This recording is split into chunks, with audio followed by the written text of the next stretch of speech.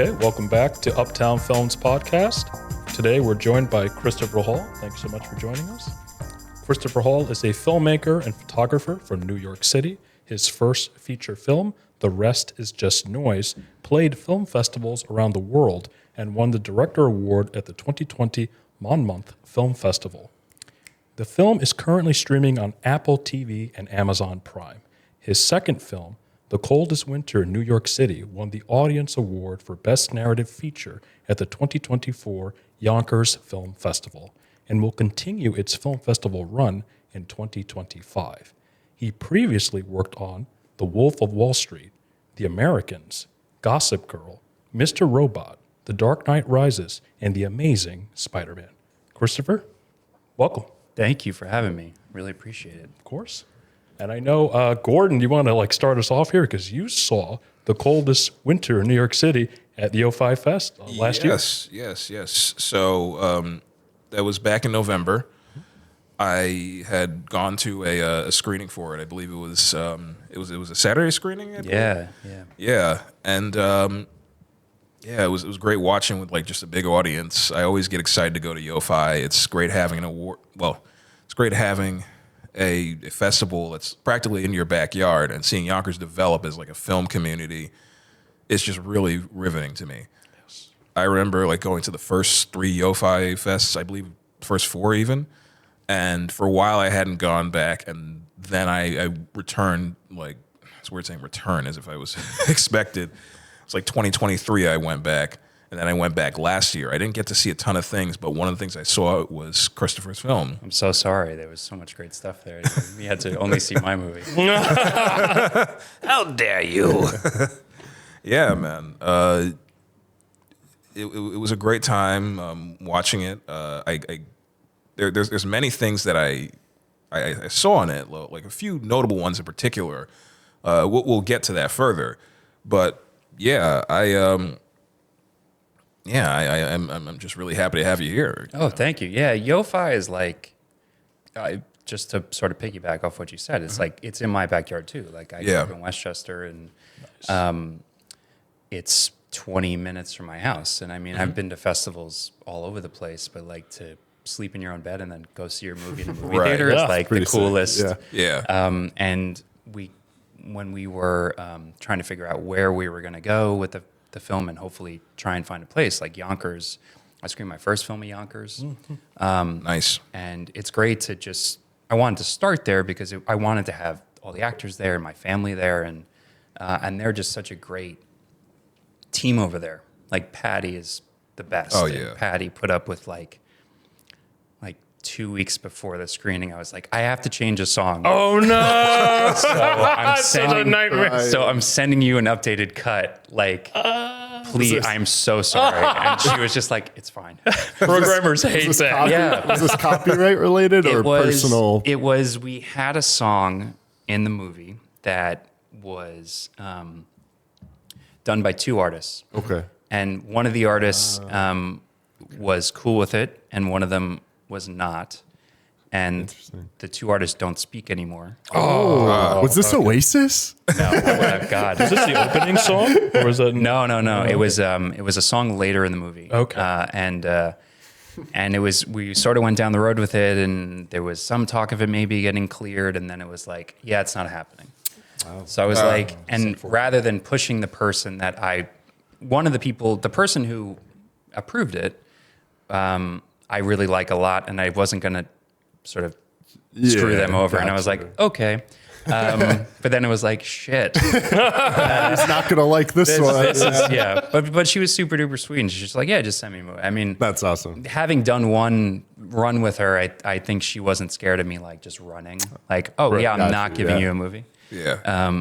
So yeah, but they're so great over there, and they run such a great festival, and they really, specifically in my case, my first movie, they screen first time filmmakers, they screen first time short filmmakers, they have a whole sort of college component of people just making things for the first time and screening them. It's it's a great festival, and it's long. Yeah. It's 8, 9, 10 days, Yeah. 11 Yeah, I days. think 11 days, awesome. yeah. And they have the beautiful library set up where you Right. saw it, and then they have the DMAX Center around the corner where I screened my first Yeah. film. But yeah, they're a great festival, man. Submit to them, go to them, see their movies. They're great. And they're so accessible because you right off the Metro North stop. Yeah. Right Yeah. there. It's a library, DMAC, Yeah. Great Point Studios, Lionsgate. It's I screened there in 2023, 2024. It was my documentary. Really great programming. Yeah. And just very supportive too. Yeah. live in- Great mixers. I was gonna ask how is it being around there and meeting other filmmakers? Is it It's great. It's such a filmmaking as a whole. It tends to be very isolating once you shoot it, Yeah. Yeah. True. because then you're like left with, oh, here's a hard drive of footage that I now have to make Right. into something, and Exactly. I edit all my stuff. wow. Nice. There's a pseudonym on the editorial credit because I feel like an asshole having like produced by, edited by, acted in Chris.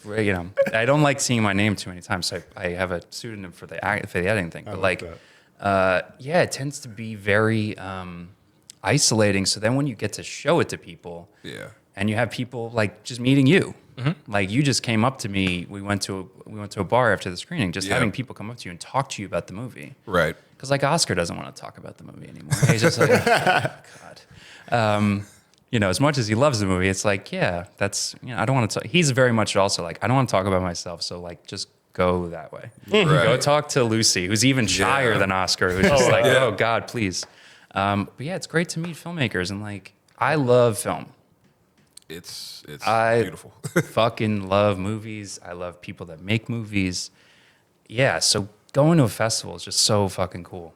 It's just so fun to in a world where I feel like film is not dying, but certainly losing its being cultural devalued. cachet. Yeah. I'd say you're right on cultural sure. cachet. What's the you think about Oppenheimer, like Oppenheimer and Barbie seem to have broken through in last year, but this year, I don't know if there's a movie. And we're going down a deep hole of like the strikes and all, and COVID and everything. Yeah. But yeah, no, it's great to go to YoFi. Anyone that's listening to this, go to YoFi next real. year. Shoot something and submit it to YoFi. And it's so important to have things like this that are local. 'Cause Yeah. I keep emphasizing is in my backyard. Right. That's so great. To have that near you is so important. And if you're not in Yonkers, and you want to get to YoFi, hop on the Metro North. Yep, exactly. And if you're in Harlem, go to the Metro North. If you're near Yankee Stadium, go to the Metro North. Even if you're up north in the upstate New I York, was you gonna can say, stay tri-state area. Tarrytown, Poughkeepsie. Manhattan. I mean, like a lot of people were like, "It's in Yonkers." I'm like, you can get on the train and be there. Right. Yeah. It's the sixth borough. Like you can get from Brooklyn to the Upper East Side in an hour. You can get to Yonkers in 35 minutes. Right. Yeah, it's great. Great festival. This is YoFi is paying for this. So. Sponsoring the podcast today. So getting into your film, The Coldest Winter in New York City, what was the inspiration behind it and also the title? Yeah, I don't know where the title came from, to be completely like it. honest. It's really long, which I only sort of realized when we were like putting the movie together and like selling it to people. But I guess my first title was long too. Yeah, I don't know. It was a weird. It kind of starts with my first film. I made a film in 2019. We started doing festival stuff 2019. We lined up a bunch of stuff for 2020, and then like the world ended in March 2020. Yeah. So then a lot of those things went away. But the one that didn't was Monmouth. But they were so great to us, and we won an award, which is super duper cool. And about a week before Monmouth, this was like August 2020, I got a call from someone I had worked with before saying like, hey, we're going to go do a TV show. This is like deep COVID, like August 2020. Oh, no wow. vaccines, no, yeah. Wow. We're going to restart a TV show. And we have these protocols, but hopefully they work, but we're just going to whatever.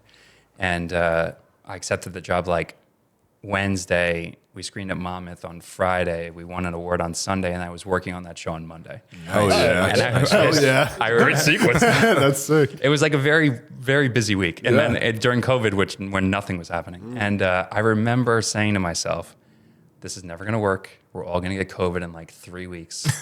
But I'll get 3 weeks of pay and we'll all go home. And then I was on that show for 2 years.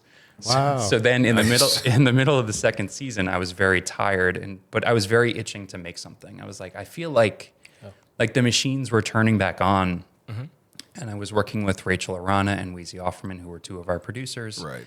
And I sort of said to them, I kind of want to make something like there's something, I don't know what it is, but I kind of want to, we had a window, we were ending the show in September and we were going to start something up in January. So I was like looking, well, it's got to be winter. It's got to be New York City. It's got to be whatever. I had already told Oscar I was going to write something for him. So he was like, yeah, whatever. Whatever you want to do, when you're done writing, like send me the script. And I was like, great. That's awesome. So like the spring of 2022 was when I just started like, all right, what's it going to be? What's the story? Because the first film was like about 4 siblings who sort of, their father dies and their world implodes. Yeah. I wanted to go sort of away from that. Like no house stuff, no, there's sibling stuff in this, but try and getting more, I kind of wanted to do a genre. Yeah. Like crime, bank robbery, like just that, Right. that sort of just kept pulling me that way. And then I just started to write. And the thing that started it was I had a line, I have a notebook that I write lines in or ideas or whatever. And it was just one line. It was like bank robbery at SantaCon. And I remember I had written it Sick. 10 years ago. I was at SantaCon. Yeah. That's all you need. That's the log line. Bank robbery at Santa That Claus. was it. It's got that high concept quality. Yeah, and I was like, shit. And then from that, it just sort of blossomed. It was like, all right, well, who's robbing the bank? Are they with someone? Nice. Why are they robbing the bank? Nice. Who's after them? So you kind of built it out from in. Literally, the reverse entire engineering. movie came from just that one line. That's Because awesome. it was like, Nice. well, what's the reason? You can't just have a guy robbing a bank. Right. I mean, as cool as that would be a great short film. But like, I just kept sort of looking at it like, what's the why? Why, what's the Right. point we're building to? Right. And then the movie just sort of came out around that. And Yeah. then it was just about like making it make sense. And so yeah, I wrote for like 5 months. Nice. Okay. And then I gave myself like a deadline of Halloween 22. And I finished that fucking script on Halloween of the 2022. Hell and then, yeah. And then we started. Hell yeah. And then we started the next day. I had dinner with Oscar, and he's like, "Yes." And we just went. We started shooting.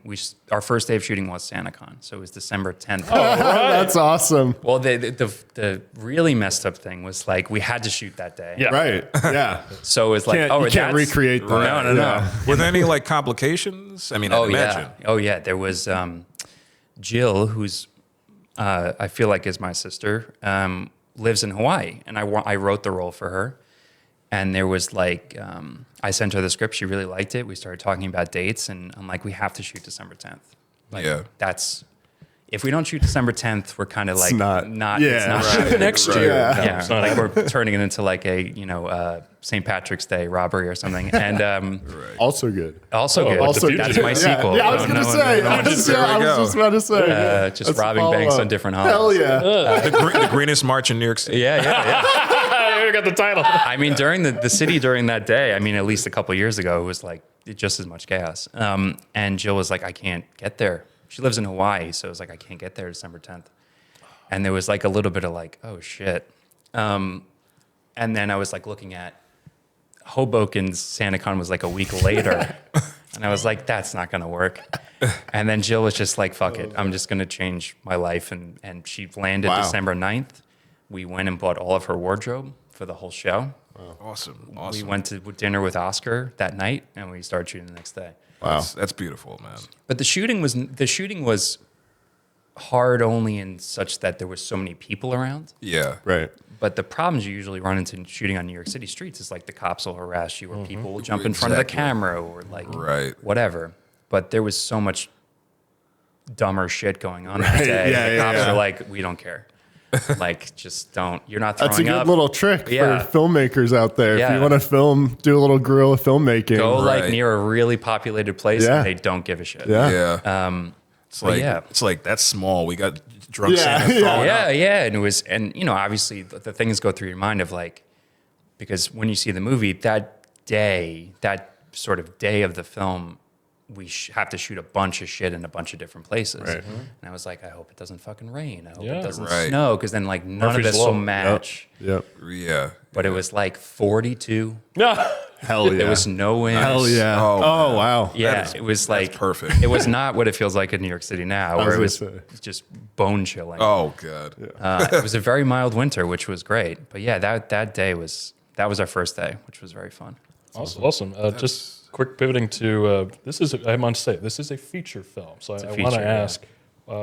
You talked about the writing process for 5 months, but for young filmmakers, aspiring filmmakers, what was like the process for getting into making a feature? Saying, "I will make this. I will finance this. I will plan this. We will get this done." What was the process to essentially get this off the ground? Yeah, I mean, it was a lot easier than the first one. The first one was no one knew what the fuck they were doing, including myself. Every single person on that movie was either acting for the first time or myself directing for the first time. The godsend was all the actors had never worked in film in any sort of capacity, but all the production people, myself, my brother Michael, who's my producer, and David Arell, who's my DP and my producer, and we just sort of make a bunch of stuff together, had all worked in production roles on The Americans. And my brother is love that show, by the way. Such a great show. Love that show. Such a great show. And honestly, that show taught me a lot that was not a big budget show. Like it was, it was a lot of like nights, and we were making Brooklyn look like Washington, D.C. in the 80s. And like there was... You did a great job.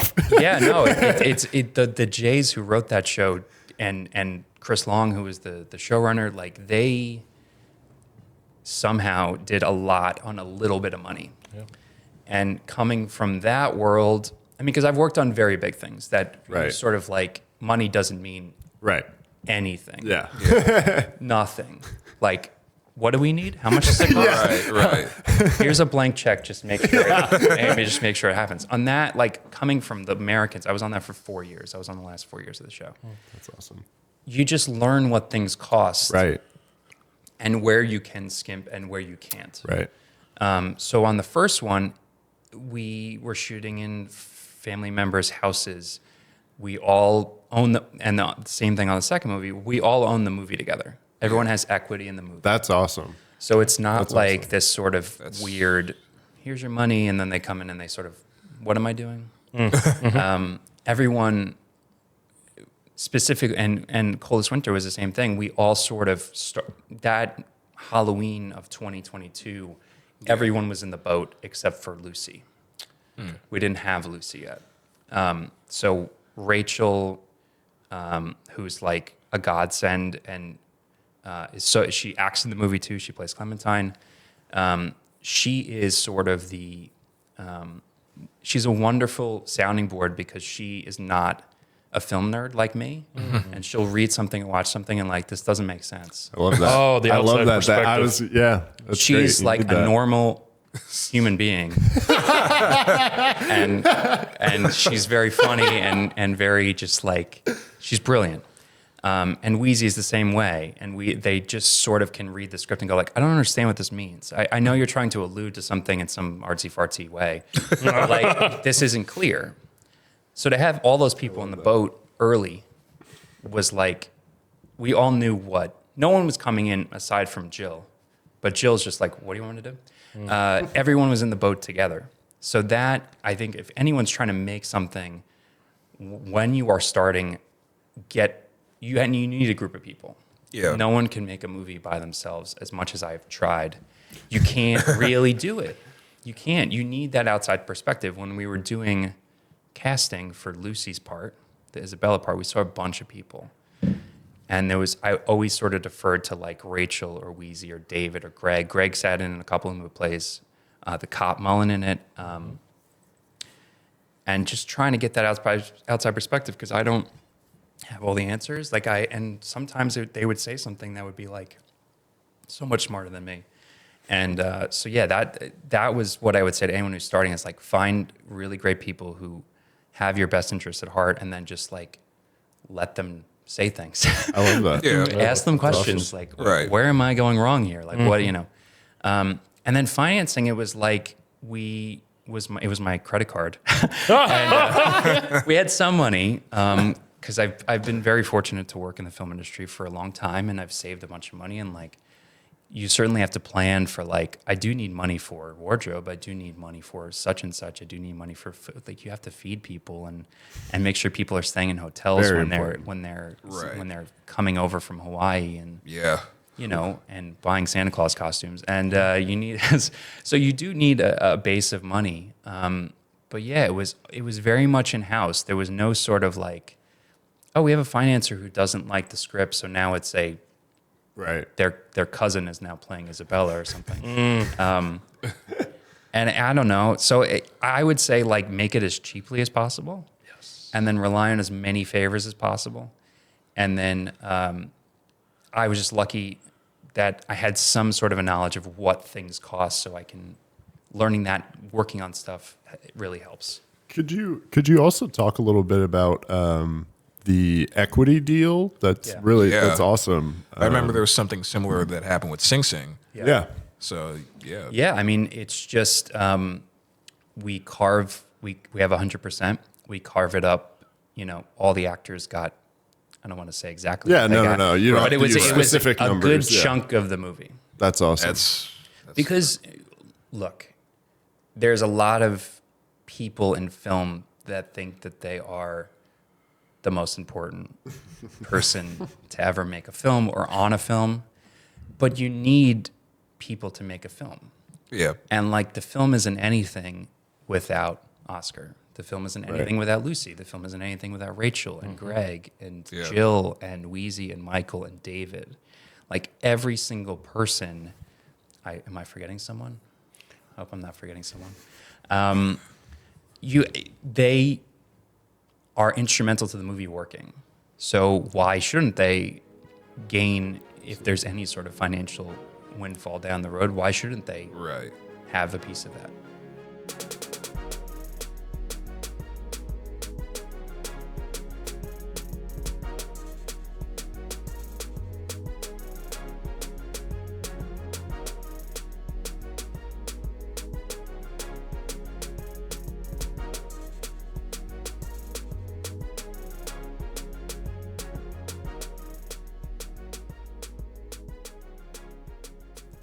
Like that's, absolutely. I think the structure of film has gotten very strange, particularly in the last 10 years. And I think, and people have done, like Sing Sing you mentioned. Right. The Duplass, Mark Duplass just did an independent TV show. I think, honestly, that's sort of where things are moving. That was going to be my next question. I think Ben Affleck and Matt Damon have artist equity. Yep. That they did Air, the Jordan movie, and they gave equity to their DP and their production designer. And I remember Affleck had a quote about Robert Richardson, who was one of the greats. One of the greatest DPs to ever live. Shot a lot of Scorsese and Scorsese, and JFK, Tarantino. Oh, JFK! The CIA did it, dude. I feel like we're about to find that out. Then Trump JFK and MLK and RFK. Yeah. So I think Affleck, when he was putting together Air, called Robert Richardson and said, "Hey, I'd like you to DP this movie." And he's like, "We're going to do something a little bit differently. Like, I'm not going to meet your quote, but I'm going to give you equity. If I gave you this amount of equity, how much money could you save me?" And he's like, "I could save you $5 million. So you're like, oh, so I'm getting Robert Richardson and he's going to save me money. So give that motherfucker a piece of the movie. And like, I just think that the power structure is the wrong word, but like the sort of attention or where the money goes in a film budget tends to be misappropriated, having seen film budgets. I think if you paid artists more and they had some sort of skin in the game, right? I want this movie to succeed, which is never a guarantee. Yeah. Mm-hmm. But that little bit of push or extra, just something. Yeah. The gesture and a little bit of buy-in. Saying I believe in you. You're not just the hired hand. You are a part of this team. We are all in this to be successful. Yeah. So that was what, you know. Yeah. I mean, it's funny because like I always think of like there's always like a story I go back to when it comes to like artists like wanting more like demanding to be paid more fairly. And this is not like this is an artist going after like a corporation. This is not in relation to like their fellow collaborators. But like Seinfeld, like the whole $1 million an episode thing, where actors get paid $1 million an episode on TV, it starts with that. It's NBC. They found out NBC was making more money off of Seinfeld than they were. Yeah. And they decided to speak truth to power. But even there's another wrinkle in there. Yeah. In that the only people who had equity was Larry David and Seinfeld. Jerry Seinfeld, right. And those three other guys, Julie Louis-Dreyfus, Kramer, and Jason Alexander didn't. Right. That's right. So they got those big paychecks, but then when it sells to Netflix or to goes on DVD, only two of those guys are getting the big chunk. So yeah, I think that I think it just makes sense. I don't know. I just maybe that's coming from low budget, but like I think there's a lot of waste into these big budget movies. Yeah, Jets and hotels, as you said, there are better ways to make it more. If Ben Affleck and Matt Damon are doing it, I was going to say you also have big budget examples that you can point to where it's like it's not just the independent film or TV scene. It's also Ben Affleck and Matt Damon. I mean, there's a reason they famous. did that. Yeah. They've been making movies for a very long time, and they see what works and what doesn't. I think that's a great point. Is these actors and people who have been underpaid get to a point where they can start production companies and then do things the right way on the other side of it. Yeah. So that's great. Yeah. Sorry, Gordon. Did you have something? I don't know how much you want to talk about this, but what was it like, I guess, like directing actors while you also are acting within the film? Yeah, it was horrible. It was horrible. It was. I didn't know till the end, though. Well, I'm much chubbier in the movie. I'm like, I think I'm like 30 pounds heavier than I am right now. That's a bad back. Like I remember. Yeah. I was going to say it works for the character. The guy doesn't work. It helps. I had written the role for my friend Ryan, who was in my first film, and he had just had a baby, maybe like 6 or so months beforehand, and he's Jill's brother. Oh, wow. Yeah. That's awesome. And I love him. He's one of my best friends. I love him dearly. He's so good in my first movie. And I said, hey, I wrote this thing for you. It's kind of tiny, but I tried to tailor it to you so you are not. He worked every day on my first movie. Sort of like on this, Oscar worked every day. Oscar's in almost every scene. Yeah. And then Ryan was going, he had a small baby and we were trying to figure out a schedule. We put together a schedule where he could shoot all of his stuff in one day, which was insane, but we were trying to figure out how to do it. And then eventually it was just like, I can't do it. Understandable. Understandable. And I was just like, makes sense. As my friend, I get it. As a director, fuck you. Well, how much time did you have? Like, was 3 it? weeks. Oh no, that's not a lot. So we're like 3 weeks out, and I was just like, okay.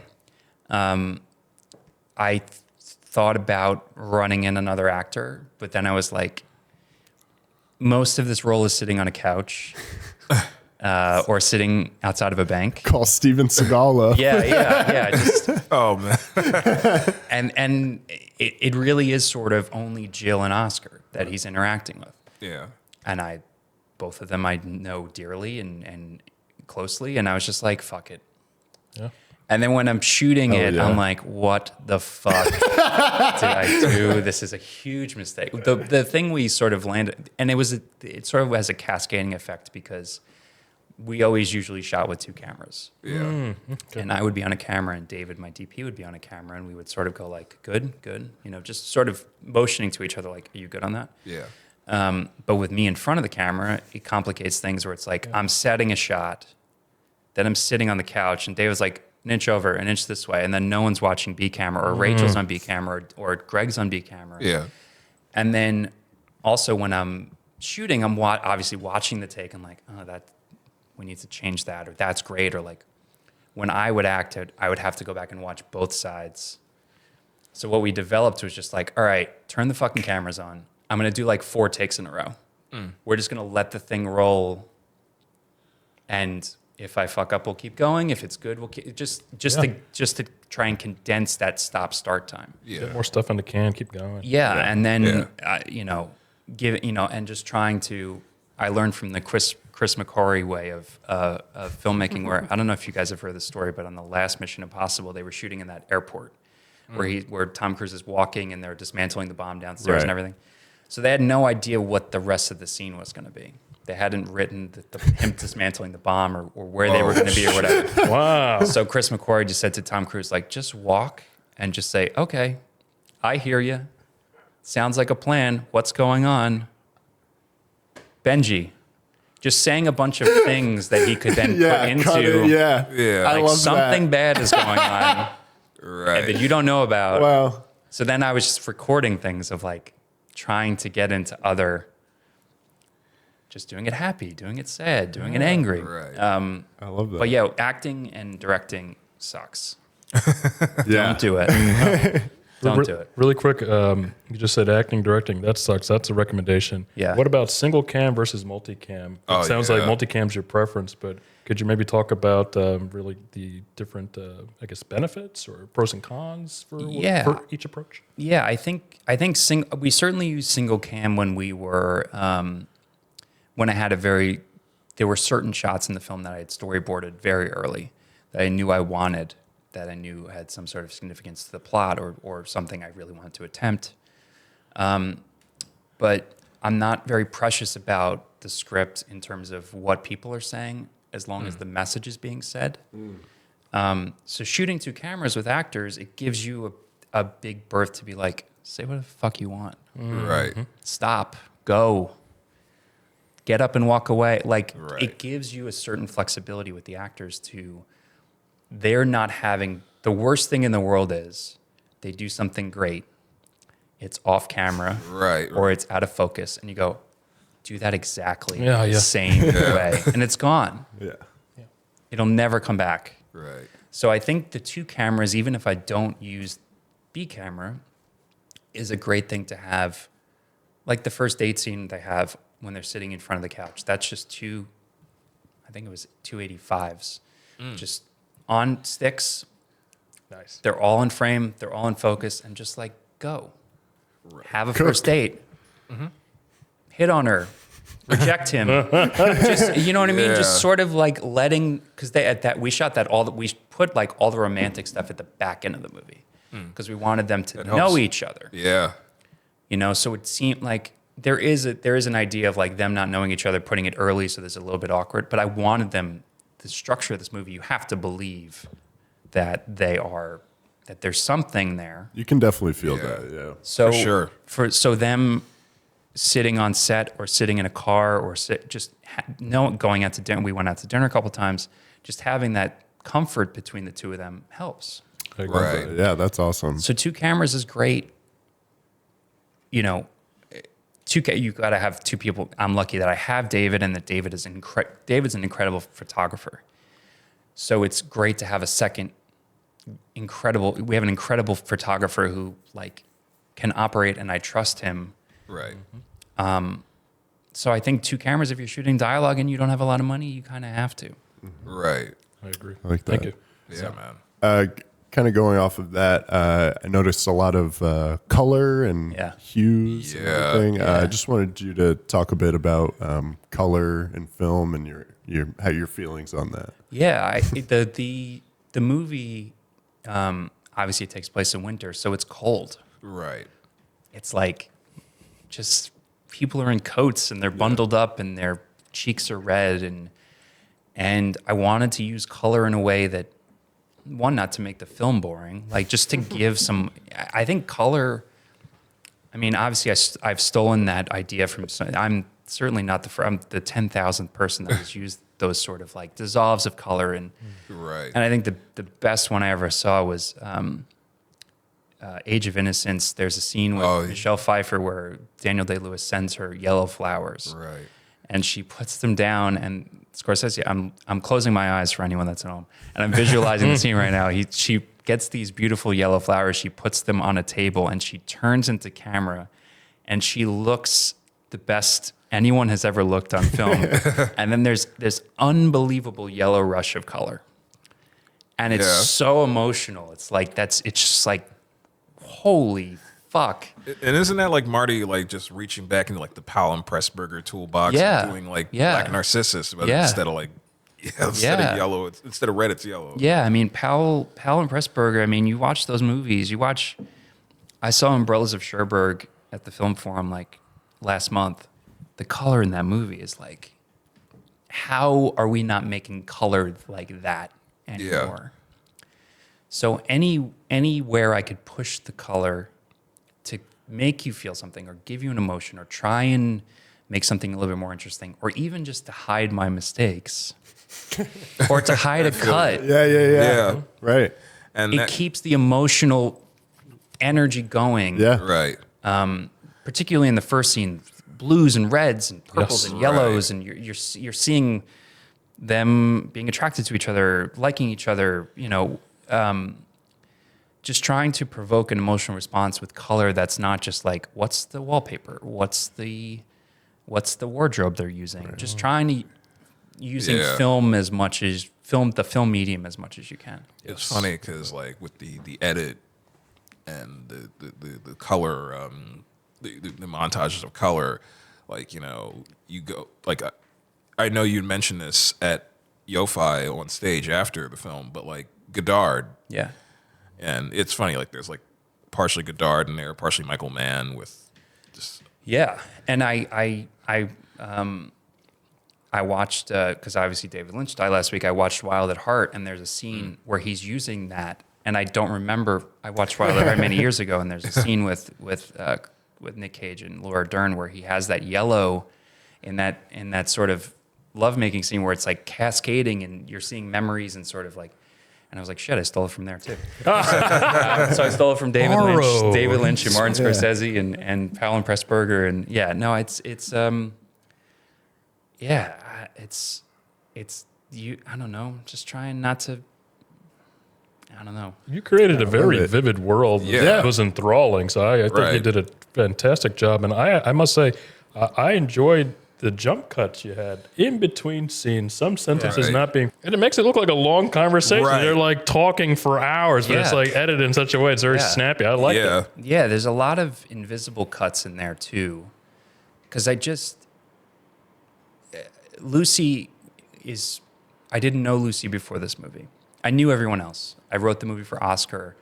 Rachel, I've known for almost 5 years at this point. Greg, I've known for over 30 years. We grew up in the same apartment building.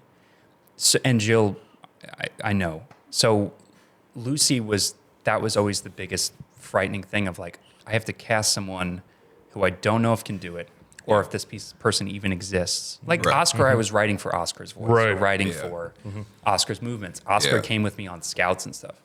But writing for a person that you don't know exists was very frightening.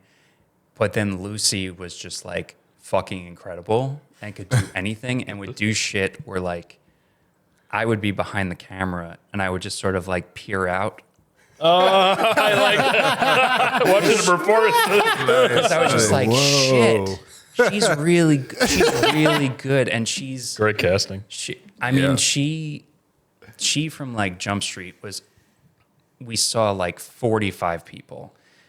And then we got down to like 20 people. And we got down to 10 people. And then we got down to 3 people. And we did a screen test with 3 people. And she was always the person who was like, because we would all text or we would call or we would have a meeting afterwards. And I was like, yeah, Lucy's 1. Lucy's 1. This person's 2. Lucy's 1. And Lucy was always like 1 or 2. She was never below. And she could, we had rehearsals. We had auditions where someone would do a romantic scene with Oscar. They'd do a funny scene with Oscar. They'd do an angry scene with Oscar. And some people could do one thing, but they couldn't do the other thing. Lucy could do everything. And she's like the shyest, calmest, sweetest person. And she would go to these places where you're like, this is coming out of this person. She's incredible. I can't say enough about her. I knew that Oscar could be handsome and be debonair and could rob a bank and could, like, I know him. Even though he's short. I mean, we got to take him down a peg or two every once in a while. That's so funny. But no, I mean, but Lucy was just like this total shocking, in a good way, revelation of like, wow, I can't believe someone is this talented. And she has like, she's got to be sad a lot of the movie, which is not a fun thing to act. And like the next thing I hope we're gonna do is like a total 180. But she's incredible. Like I don't know what else to say. I don't even remember what your question was. I just wanted to talk. She has terrific range in the movie. Yeah. She really does. She's great. I was actually going to ask if you had written any parts for any specific players. So it's really great to hear that. And I was just wondering if it sounds like you prefer to write that way with specific actors, players in mind. Yeah, it helps. I'm just not as good as a writer, I guess, as like bringing someone out of whole cloth, which was another thing that Lucy was like, because obviously people have their same name in the movie. Oscar is Oscar, Jill is Jill. Yeah. When Lucy came on, I was like, do you want to change the name? Mm-hmm. She's like, no. I don't want to be. I don't want it to. I don't want it to be me. Yeah. I want to give you, because this isn't me. Very cool. Yeah. And this is the role you've written. So She did a great job because it felt like a real person For that real.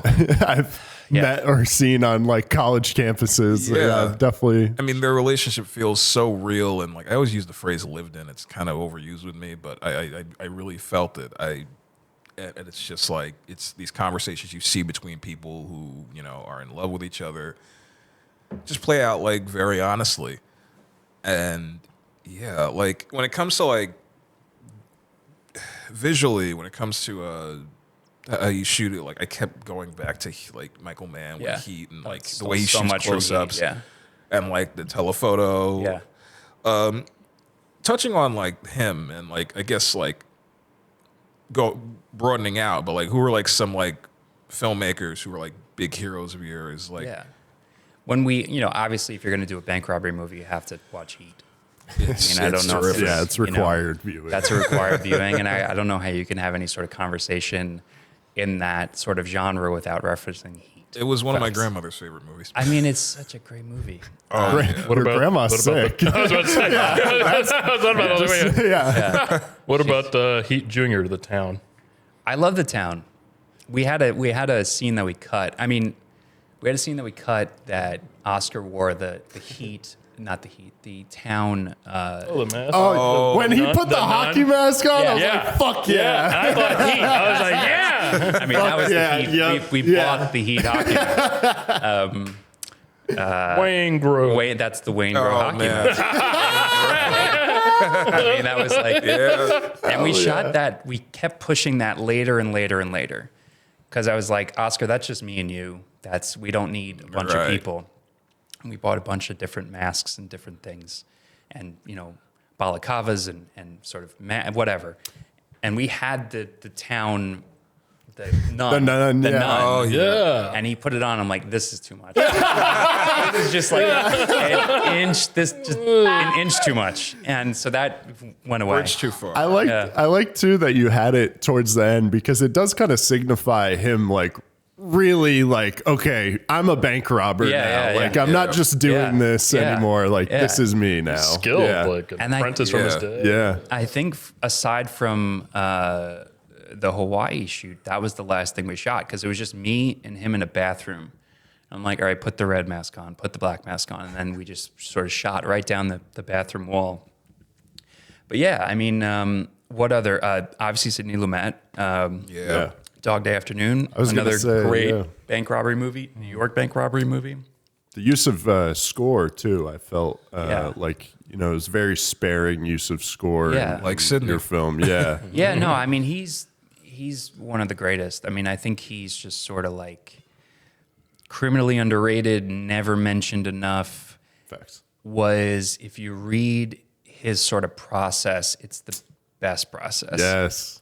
Incredible amount of rehearsals up front, figuring out what you want and what you need so you're not standing on set going like, what are we doing? Right. And him being able, I mean, he did crazy things like they would have a 30-day shooting schedule and he would finish in 25 days. Yep. Because they were moving so fast. And under budget. And like that is the way to, maybe that's him coming from not a lot of money. And then when he started to get money, it didn't matter anymore, but that was his process. It's like, Yep. So even as much of the films, just his sort of like his book, Making Movies, is probably the best filmmaking book ever made. Sir. Do you prefer reading it or the audio? I've never listened to the audio. I just listened to the Did audio. he record an audiobook of it? No, it wasn't him reading it, but it is great hearing like the points of inflection. Yeah, Exclamation points. Yeah, I mean, he's a huge, I mean, specifically on this movie, but just in general, he's a huge influence on me. And then, you know, Paul Thomas Anderson is like, I think he's the greatest. Yeah, I think he's just awesome. like someone who you never know what to expect from him, and it's always good. And like, I read the thing yesterday about the new movie that's coming out, and I just got so excited. Yes. Just like, Sounds so good. Yeah. like, oh, he's riffing on Demi and Something Wild. Okay. Yes. It's funny. I watched Something Wild last year. Terrific film. Such a movie, such a great movie. And Demi. I mean, is Demi's amazing. close-ups. Oh yeah. Yeah. Holy shit. And it's a thing. The thing I love about movies, as we go back to talking about loving movies, is like all of these people have talked about the others. Right. PTA is like a Demi stan. Yeah. For real. He's said things like, I've been trying to do Demi's close-ups my entire life. Right. Barry Jenkins the same way. Like, I've been trying to do Demi close-ups my entire life. I've been trying to, and you just sort of go into these things and you're like, wow, all the people that I like a lot of the things that I also like, and I see why they like them. And like, it's, those are the guys. I mean, Scorsese's obviously, you know, incredibly influential just because of, he's made so many great movies. Spielberg, I mean, God, I could go on. There's so many people that have just like Wes Anderson. Oh yeah. Fuck. Huge. Catherine Bigelow. Catherine Bigelow was huge watching it because I was just like, I'm gonna watch Point Break. Yeah. Oh, man. That's a banger I remember. Banger. What is she Terrific. doing in this? Banger. Like, what is, you know, she's an incredible filmmaker, and I wish she made more shit. Yeah. Yeah, there's just so many people that have influenced me and that I love, and like, movies are just fucking awesome. Speaking of I your love that. film influence, the song choices felt very specific, and it seemed like you're a very big music lover as well. Could you talk a little bit about that and music and film as well? Yeah, it was. I tend to get ideas or feelings from paintings and music. I don't. I try to, you know, music is always the galvanizer for me. That's always the thing where I'll listen to a song and I go and I'll start seeing things. That sounds insane to say. No. But I feel you. I'll start seeing ideas or scenes or feelings or something, or remind me of something, or it'll bring me to a point. So music is always a very central part. And there's a song in the film by Lucy Dacus, who is an artist that I've photographed a bunch over the years, and I think she's just incredible. And that song was in the script from the jump. I was like, this is the song. This is going to be the November, you know, this is the song. Because I was listening to that song when I was writing. Was that when they were falling in love? It's Or pretty much one of the it's the earlier November thing montages? where it's like, it starts with the black and white scene, and then Right. it goes through them falling in love and him going deeper into the bank thing, and that Ryan was going the into song cancer. where I was like, this feels really specific. It's very specific, and it was the song originally was recorded. It's a rock song, and the song, it's on her really great album called Home Video, which came out in 2021, and she has she's a rock singer, but she used auto-tune on the song. And it sounds like Alien. It's such a cool. It's such a cool sound. It didn't, and I was like, maybe that would be kind of a cool. But the acoustic version just like lifted the thing. Yeah. And the original version was a different feeling that I didn't want. So I was like, her voice. I love her voice. So as much as I love that song with autotune, I'm like, I want to hear Lucy. Right. So that song was there were other songs that were planned, but then like they didn't feel right, or they didn't cut together, or we just for any number of reasons just didn't work, or the scene got cut. That song very specifically was chosen and thankfully made it from the beginning to the end. Oh yeah, that's awesome. What is I always ask this, like, what does the path for like distribution look like, and also your festival run? Where can we find it? But first, we could start off with the distribution. Yeah, distribution is like such a weird. It's in a weird place right now. It's even way different than my first film. Distribution right now is you have to really figure out what you want. Yeah. Do you want a theatrical release? Because you can have a theatrical release, but it's going to cost such and such amount of money, and you're going to screen in this theater or this theater or this. Like, are you going to do a road show? Are you going to go to a bunch of different indie places and show your film and hope people show up? Kind of what Kevin Smith has been doing the past couple of years, where Kevin Smith just he's not putting his movie on 1,500 screens anymore. He's going to Kansas City. He's going to Dallas, he's going to Austin, he's going to LA, he's going to, we have kind of a plan for what we're going to do with this, but again, it's like, ultimately, the first priority is like, we're going to do a couple more festivals. We're going to show it around. We want to sort of have people see it in a theater, because I think it's really great in a theater. For real. So that's the first sort of thing. And then the ultimate end goal, I think it'll be out probably next fall. In some sort of form, because I think to watch this movie in the summer, I don't think it sort of has the same impact. I think you have to be just freezing somewhere. You'll be wearing a jacket. Yeah. Got to be under the covers somewhere. Right.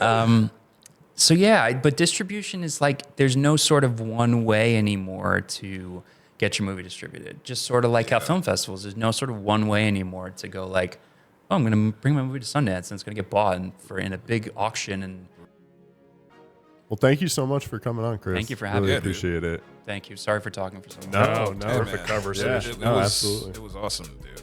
Yeah, man. I think our listeners are going to look forward to this. All right, awesome. Yeah, man. Thank you so much for joining us today. Keep making films, Uptown. All right, what do you guys want to get into this weekend? Well, let's see. You and I, we can meet over at your place, head to Greg's, pick him up, head over to the dugout for a few beers, and wait for this to all blow over.